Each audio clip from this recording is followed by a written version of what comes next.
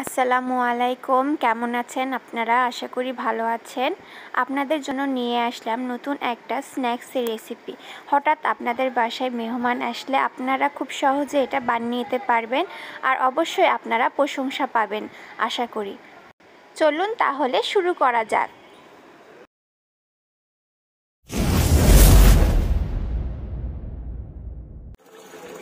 প্রথমে আমি আলুগুলোকে ছিলে নিয়েছি। আপনারা আপনাদের যতখানি প্রয়োজন আপনারা ততখানি আলু নেবেন। এখানে আমি হল্যান্ডার আলু নিয়েছি। আমি আলুগুলোকে ছিলে নিয়েছি। এখন আমি ভালো করে ধুয়ে নিব। ধুয়ে আমি কেটে নিব। আপনারা না কেটে নিলেও সিদ্ধ দিতে পারবেন। আমি কেটে সিদ্ধ দিচ্ছি, কারণ কেটে সিদ্ধ দিলে একটু তাড়াতাড়ি সিদ্ধ হবে। এজন্য আমি কুচি কুচি করে কেটে সিদ্ধ দিয়ে দিব। এই যে দেখুন, আমি আস্তে আস্তে সমস্ত আলুগুলোকে এখন এভাবে কেটে নিব কুচি কুচি করে। দেখুন, এই যে আমার প্রায় কাটা হয়ে গেছে সবগুলো। এখন আমি একটা পাতিলে পানি দিয়ে সিদ্ধ দিয়ে দিব।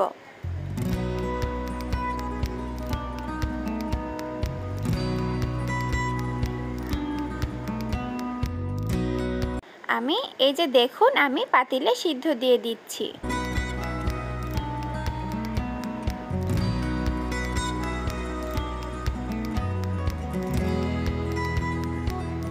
ঢাকনা দিয়ে ঢেকে দিলাম।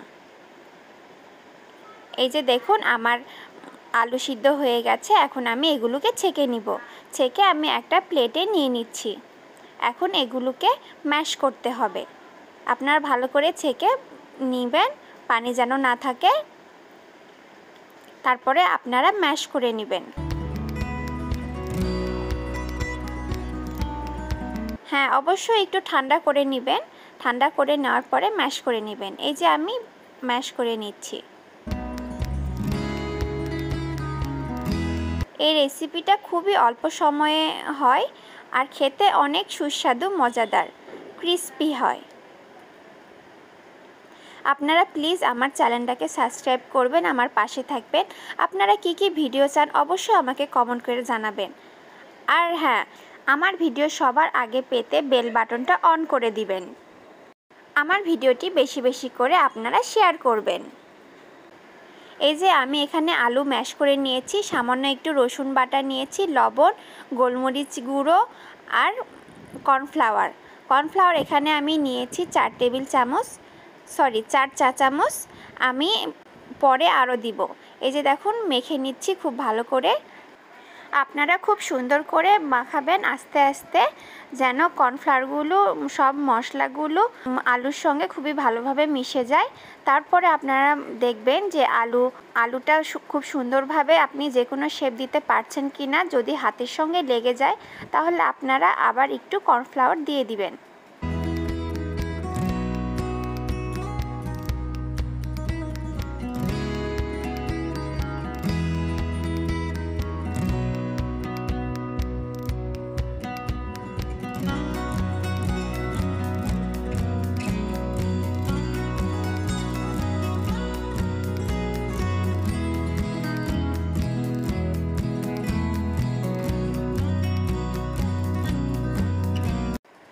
এই যে দেখুন, আমি এখন চেক করব।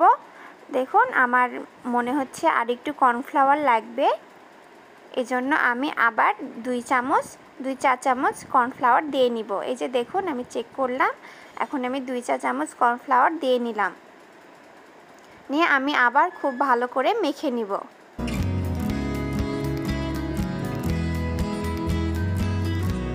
আপনাদের যদি প্রয়োজন হয় আপনারা অবশ্যই দিয়ে নেবেন। কর্নফ্লাওয়ার বেশি হলে সমস্যা নেই। কর্নফ্লাওয়ার যত বেশি দিবেন তত বেশি ক্রিস্পি হবে।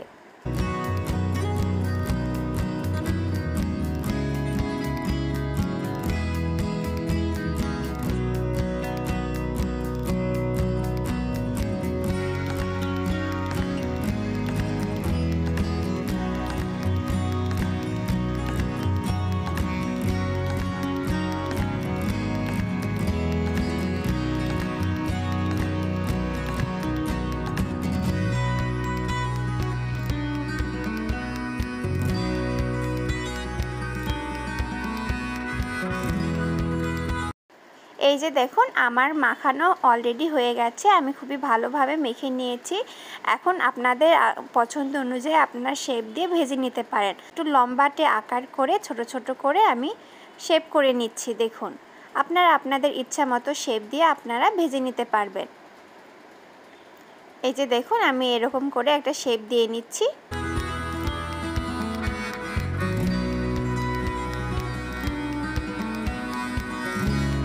এই যে দেখুন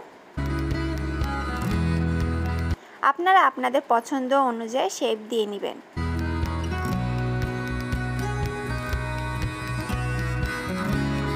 হ্যাঁ, অবশ্যই হাতে একটু তেল মাখিয়ে নেবেন, তাহলে হাতের মধ্যে আর আলুটা লেগে যাবে না। এখানে আমি কড়াইয়ে তেল দিয়ে দিয়েছি পরিমাণ মতো। আপনারা ডুবো তেলে ভেজে নেবেন, অবশ্যই বেশি তেল দিয়ে নেবেন। এখানে আমি তেলটা হালকা উষু গরম হয়েছে তখনই আমি ফ্রেঞ্চ ফ্রাইগুলো দিয়ে দিয়েছি। আপনারা এরকমভাবে দিয়ে দিবেন। আর অবশ্যই চুলার আঁচটা হাই ফ্লেমে রাখবেন, কারণ লো ফ্লেমে ভাজলে ফ্রেঞ্চ ফ্রাইগুলো ফেটে যেতে পারে। এই জন্য আপনারা হাই ফ্লেমে দিয়ে ফ্রেঞ্চ ফ্রাইগুলো ভেজে নেবেন। এই যে দেখুন আমি দিয়ে দিলাম। এখন এগুলো আমি লাল লাল করে ভেজে নিব। এই যে দেখুন আমার প্রায় কালার চলে এসেছে। এখন আমি এগুলো আস্তে আস্তে উঠাই নিব। আপনাদের এরকম কালার আসলে আপনারা উঠাই নেবেন। এই যে দেখুন হয়ে গেছে।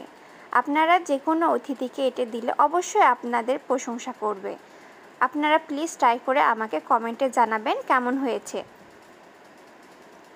আশা করি আপনাদের পছন্দ হবে। এখন আপনারা সসের সঙ্গে পরিবেশন করবেন। আমার ভিডিওটি ধৈর্য সহকারে দেখার জন্য অসংখ্য ধন্যবাদ। ভালো থাকবেন। আল্লাহ হাফেজ। আসসালামু আলাইকুম।